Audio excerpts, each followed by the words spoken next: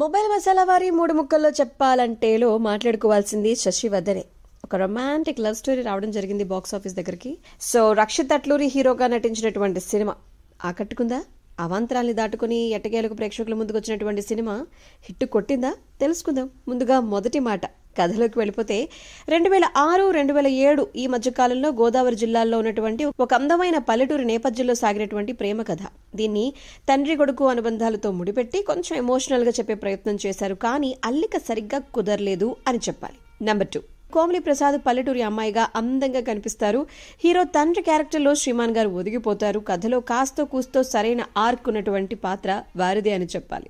ఇక హీరో స్నేహితుడి పాత్రలో కుర్రాడు అక్కడక్కడ నవ్వించాడు బానే, బట్ ప్రతినాయక పాత్ర ఎవరైతే ఉన్నారో కొంచెం బలంగా తీర్చిదిద్దుంటే బాగున్ను అని అనిపిస్తుంది. So finally Rakshit performance and action సీక్వెన్స్లు, కథాకథనాలు, కొంచెం ఎమోషన్స్ తగ్గటాలు, కొంచెం కథలోని సాగతీతలు ఉండటం వల్ల రొటీన్ గానే అనిపిస్తుంది శశివర్ధనే ప్రేమ కథ.